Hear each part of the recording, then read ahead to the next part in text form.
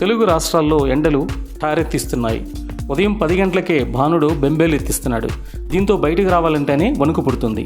ఇప్పటికే తెలంగాణలో 42 డిగ్రీలుగా నమోదవుతున్న ఉష్ణోగ్రతలు రానున్న మరో 2 రోజుల్లో మరింత పెరిగే అవకాశం ఉందని వాతావరణ శాఖ హెచ్చరిస్తోంది. అలాగే బయటకు వెళ్లేవారు అప్రమత్తంగా ఉండాలని వైద్య నిపుణులు చెబుతున్నారు.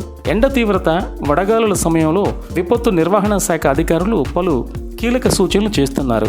తీవ్రమైన ఎండలో బయటకు వెళ్ళినప్పుడు తల తిరగడం, వాంతులు, ఇతర సమస్యలు ఏర్పడితే వడదెబ్బగా గుర్తించి తగిన జాగ్రత్తలు తీసుకోవాలి. క్యాప్ పెట్టుకోకుండా లేదా తలకి రుమాలు కట్టుకోకుండా బయటకు వెళ్ళకూడదు. తెల్లని రంగు కలిగిన కాటన్ వస్త్రాలు ధరించాలి. ఎండ నుండి వచ్చిన వెంటనే నీరు కానీ, నిమ్మరసం కానీ, కొబ్బరి నీరు కానీ తాగాలి.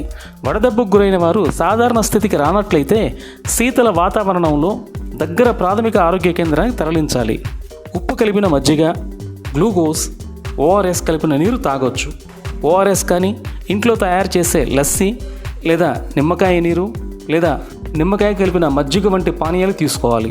ఇవి శరీరాన్ని తిరిగి హైడ్రేట్ చేయడానికి సహాయపడతాయి. జంతువులను నీడలో ఉంచండి.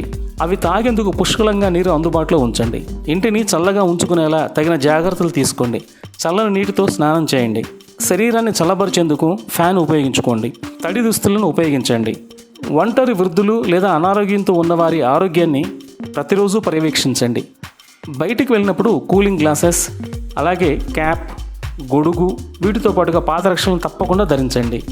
అయితే బాలింతలు, చిన్నపిల్లలు, వయోవృద్ధులు ఎండ ఎక్కువగా ఉన్నప్పుడు బయట తిరగవద్దు.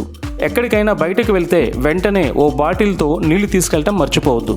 మధ్యాహ్నం తర్వాత బయట ఎక్కువ శారీరక శ్రమతో కూడిన పని చేయకూడదు. ఎండలో నుంచి వచ్చిన వెంటనే తేనె వంటి తీపి పదార్థాలు తీసుకోవద్దు. సూర్యకిరణాలకు, వడగాలికి గురి కాకుండా జాగ్రత్త పడాలి. ఎండలో గొడుగు లేకుండా తిరగవద్దు. శీతల పానీయాలు, కూల్ డ్రింక్స్, ఐస్ క్రీమ్ వంటివి తీసుకుంటే అనారోగ్య బారిన పడే అవకాశాలు ఉంటాయి. జాగ్రత్త. ఆల్కహాల్, టీ, కాఫీ, సోడాలు వంటి డీహైడ్రేట్ పానీయాలకు దూరంగా ఉండండి. అధిక ప్రోటీన్ కలిగిన ఆహారానికి దూరంగా ఉండండి. తాజాగా పండిన ఆహార పదార్థాలే తీసుకోండి. పార్కు చేసిన వాహనాల్లో పిల్లలు, పెంపుడు జంతువులను వదిలి వెళ్ళవద్దు. పశువులు, మూగజీవాలను ఎండలో ఉంచొద్దు. పశు పక్షాదులకు తగిన విధంగా నీటి సౌకర్యాన్ని కల్పించండి. నీడ ఉన్న పాకల్లో, షెడ్లలో పశువులను ఉంచండి. ఇలా తగిన జాగ్రత్తలు తీసుకుంటే ఇంత తీవ్రమైన ఎండలకు మనల్ని మనం రక్షించుకున్న వారం అవుతాం. ఇలా తగిన జాగ్రత్తలు తీసుకోండి. వడదెబ్బ నుంచి మిమ్మల్ని మీరు రక్షించుకోండి.